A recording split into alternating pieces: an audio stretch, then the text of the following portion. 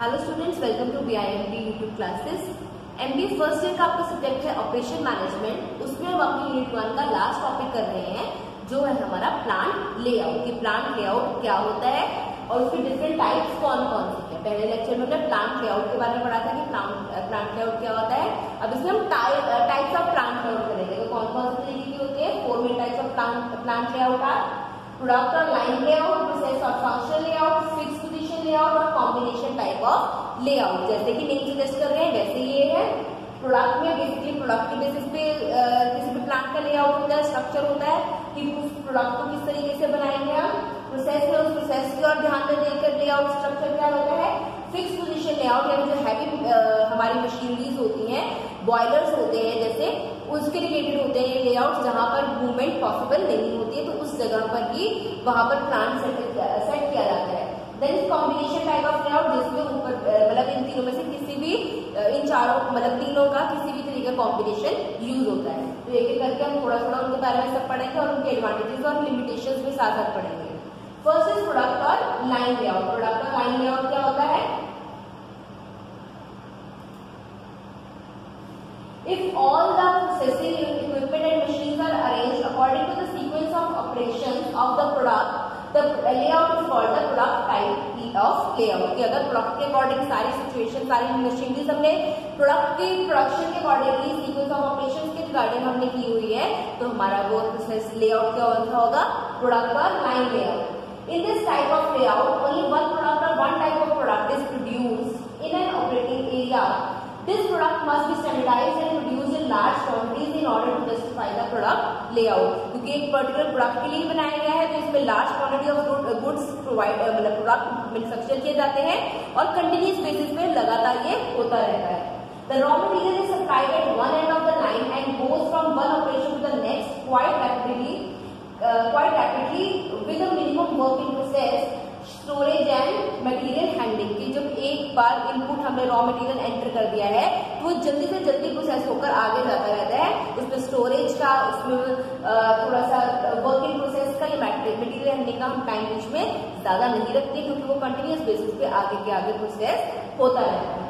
Next is advantages offered by product layout. की क्या क्या एडवांटेजेस है प्रोडक्ट लेआउट की?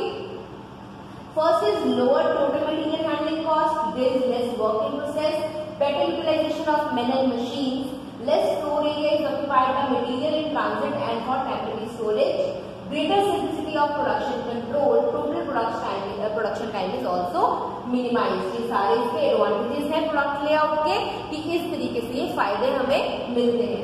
Next is limitations of product layout. क्या क्या नुकसान हो सकते हैं, क्या क्या उसकी कमियां हैं, लिमिटेशंस कौन सी हैं? No flexibility which is generally required is obtained in this layout. इसमें कोई फ्लेक्सिबिलिटी नहीं होती है, जैसा एक बार प्रोडक्ट को हमने प्रोसेस करना स्टार्ट किया वैसा ही वो आगे कंटिन्यूस बेसिस पे होता रहेगा। हम बार बार उसमें कुछ चेंजेस नहीं लेके आ सकते हैं। The manufacturing cost increases with the fall in volume of production. कि अगर हमारी प्रोडक्शन की वॉल्यूम कम होगी तो हमारा मैन्युफैक्चरिंग कॉस्ट इंक्रीज होता जाएगा। If 1 or 2 line are running live, there is a considerable machine idleness. कि अगर हमारी 2 या 3 प्रोडक्ट कम चल रहे हैं, तो हमारी जो आइडियल जो है मशीनरी वो बेकार पड़ी रहेगी। सिंगल मशीन ब्रेक डाउन में shut down the whole production line. कि अगर एक मशीन भी बंद हो गई तो पूरा का पूरा प्रोसेस ही हमारा बंद हो जाएगा, क्योंकि एक मशीन से दूसरी मशीन पे ट्रांसफर होना होता है। ठीक है। Specialised and strict supervision is essential. इसमें हमारी स्ट्रिक्ट सुपरविजन की रिक्वायरमेंट होती है। फिर नेक्स्ट हमारा जो टाइप है लेआउट का, प्लांट लेआउट का, वो है प्रोसेस और फंक्शनल लेआउट। इसमें क्या है हमारा? ये फंक्शन बेस्ड होता है। The process layout is particularly useful where low volume of production is needed. जहां पर लो वॉल्यूम में यूज होती है वहां पर प्रोसेस यूज होता है कि एक प्रोसेस के बाद दूसरा प्रोसेस स्टार्ट हो जाता है। If the products are not standardized, the process layout is more desirable because it has created process flexibility than other। कि अगर हमारा प्रोडक्ट अगर तो उसमें चेंजेस लेके आ सकते हैं हम, मतलब वो हमारा स्टैंडर्डाइज प्रोडक्ट के अकॉर्डिंगली हमने काम नहीं करना है, तो हमारा प्रोसेस लेआउट ज्यादा फायदेमंद है रेदर देन प्रोडक्ट उसके। ठीक है। हमें ज्यादा अमाउंट में प्रोडक्ट भी नहीं मैन्युफैक्चर करने हैं और हमारा कोई स्टैंडर्डाइज एक तरीके का हमें प्रोडक्ट भी नहीं बनाना है, तो हमारे लिए प्रोसेस जो लेआउट है वही ज्यादा फायदेमंद है as compare to product layout. In this type of layout, the machines are not arranged according to the sequence of operations, but are arranged according to the nature or type of the type of operation. Sequence of operation की बजाय nature of operation के basis पे ये machines जो हमारी हैं वो set होती हैं. This layout is commonly suitable for non-repetitive jobs. जहाँ पर same job को दोबारा repeat नहीं करना होता है, वहाँ पर ज्यादातर इस process को use किया जाता है. Same type of operation facilities are put together, such as labs will be placed at one place, all the drilling machines are at another place and so on. कि मतलब एक तरीके का सामान, एक तरीके की मशीन भी एक जगह पर रखी जाती है, देन दूसरी तरीके की दूसरी तरीके पे दूसरी जगह पर, इस तरीके से ही सारा प्रोसेस चलता रहता है. Therefore, the process is carried out in this area according to the machine available in that area. जिस तरीके की मशीन भी अवेलेबल होगी वैसा ही काम वहाँ पर होगा. एडवांटेजेस क्या होगी इसकी? There will be less duplication of machines, thus total investment in equipment purchase will be reduced. कि हमारी जो इन्वेस्टमेंट है इक्विपमेंट परचेज में रिड्यूस होगी क्योंकि डुप्लीकेशन नहीं होगी इसमें.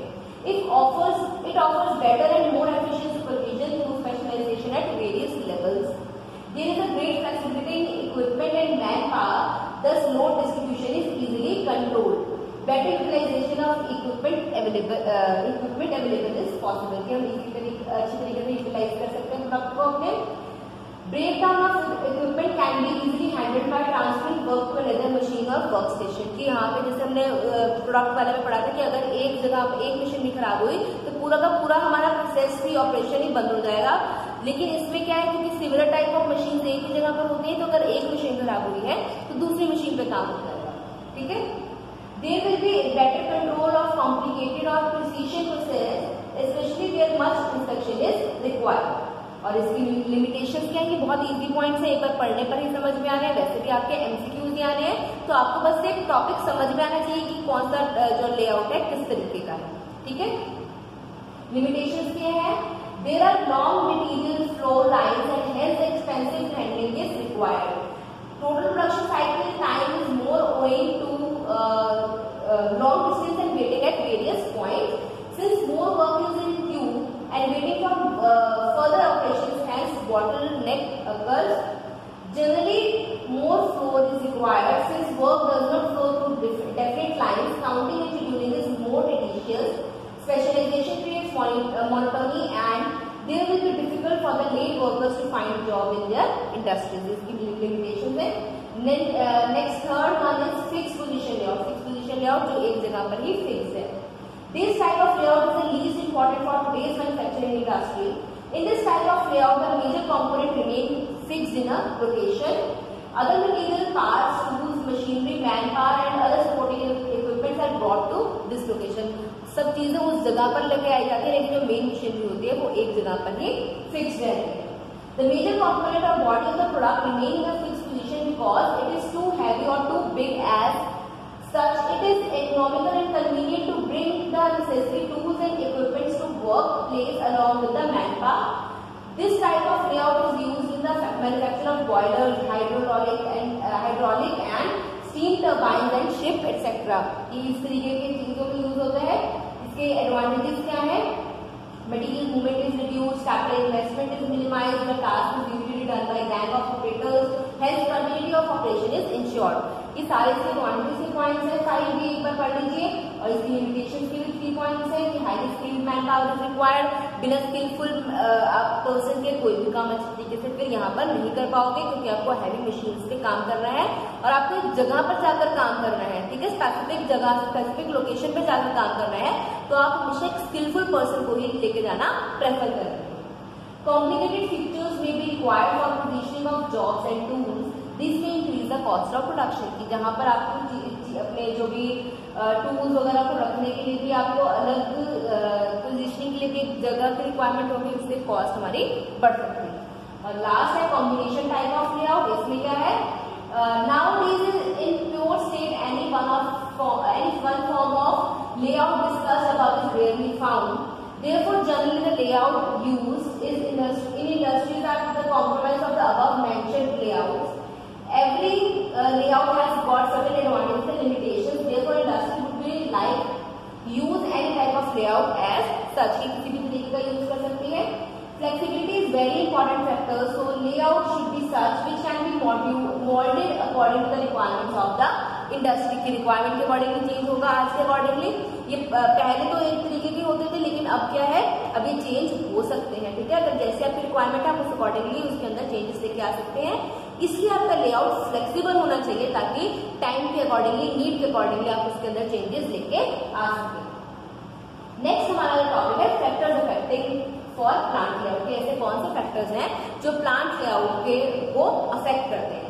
First one is policies of management, कि हमें सबसे पहले मैनेजमेंट की पॉलिसीज का और ध्यान रखना है कि मैनेजमेंट किन किन चीजों की ओर फोकस करके अपना काम कर रहा है। Various managerial policies relate to future volume of production and expansion, size of plant, integration of production processes, मतलब इस तरीके की डिफरेंट पॉलिसीज होती हैं जिन्हें हमें ध्यान में रखना पड़ता है अपने प्लांट लेआउट को चूज करते टाइम कि हमें किस तरीके का प्लांट लेआउट चाहिए। नेक्स्ट इज प्लांट लोकेशन, कि हमें किस जगह पर, किस लोकेशन पे अपने प्लांट को हमने बनाना है। तो location of the plant greatly influences the layout of the plant.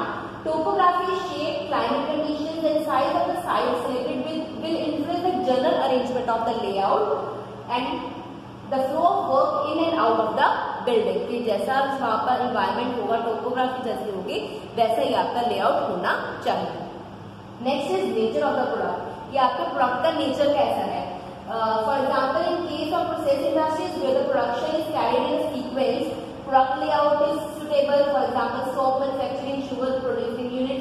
इसमें क्या है हमारा कि हमें सीक्वेंस ऑफ एक्टिविटीज को रिपीटेडली यूज करना है, डिफरेंट सीक्वेंस को पार करके आपका एक प्रोडक्ट मैन्युफैक्चर होता है। तो इस तरीके में हमें प्रोसेस जो हमारा लेआउट है वो प्रोडक्ट लेआउट यूज करना है।